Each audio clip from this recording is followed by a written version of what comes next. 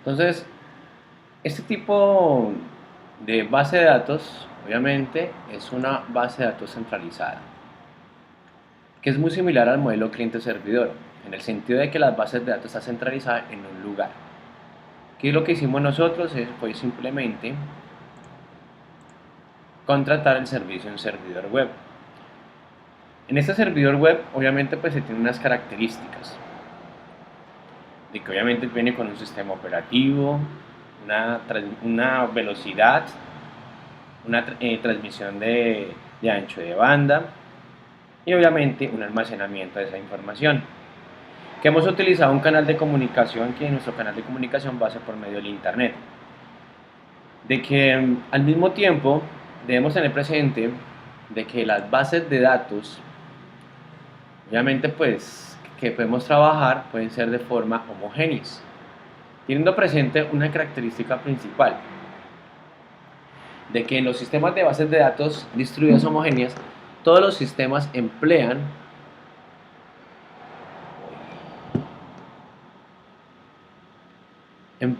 un sistema de gestión de bases de datos. Está diciendo que en este momento solamente va a trabajar con un solo motor de bases de datos.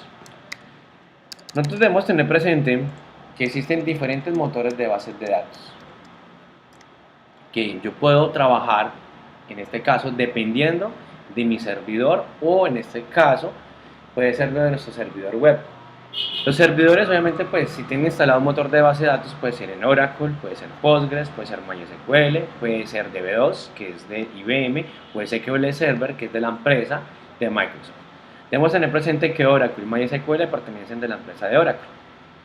Bueno, entonces, lo que hemos hecho nosotros, obviamente que es una distribución homogénea, que se emplea, obviamente, pues una base de datos, pero obviamente tiene una existencia de los demás sitios y acuerdan cooperar en el procesamiento de las solicitudes de los usuarios. Obviamente lo que se está haciendo, pues que cuando la persona ingresa, es que lo que estamos haciendo es que por medio del backend, obviamente nosotros estamos controlando para que las personas puedan acceder a la base de datos. Por parte del frontend, obviamente pues estamos generando el acceso a la persona por medio de un documento y por medio de una contraseña, que simplemente la base de datos va a validar si esa persona existe para poder ingresar a esa base de datos. Por dentro del backend hemos obviamente generado unas características, que es el modelo obviamente de controlador, que dependiendo del usuario, como veníamos diciendo nosotros, eso también lo define o tiene una característica importante obviamente del diseñador de bases de datos, que él va a definir que dependiendo de la persona que vaya a ingresar tenga un rol o unas características o un acceso a ella. Por ejemplo, en este caso, si yo he ingresado, en este momento pues sabemos que tiene únicamente el acceso a las bases de datos de unos componentes, como por ejemplo reportar las notas, revisar los estudiantes, que yo pueda modificar esas notas, eliminarlas, etc. Debo tener también como concepto de que en estos sistemas los sitios locales renuncian a una parte de autonomía en cuanto a su derecho a modificar los esquemas o el sistema de gestión de la base de datos. ¿Qué significa esto? Es simplemente la persona que tenga acceso al servidor son los únicos que pueden modificar la base de datos como tal. Obviamente, pues con la diferencia que tienen las distribuciones homogéneas. Ya en este momento, pues obviamente ellos no trabajan con un único motor de bases de datos. Son sitios diferentes que utilizan diferentes sistemas de manejadores de bases de datos, siendo cada uno esencialmente autónomo. Es posible que algunos sitios no sean consistentes de las existencias de los demás y quizás proporcionen facilidades limitadas para la cooperación en el procesamiento de las transacciones. Debemos tener presente que las bases de datos de distribuciones homogéneas pueden que los diferentes sitios utilicen esquemas o software de gestión de bases de datos diferentes.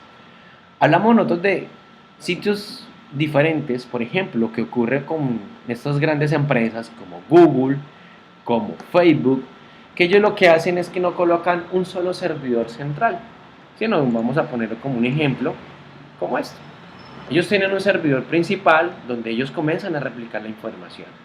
Ejemplo, si ustedes comienzan a hacer ping sobre cada una de las páginas que tiene Google o los motores, entonces obviamente vamos a encontrar que encontramos diferentes direcciones IP.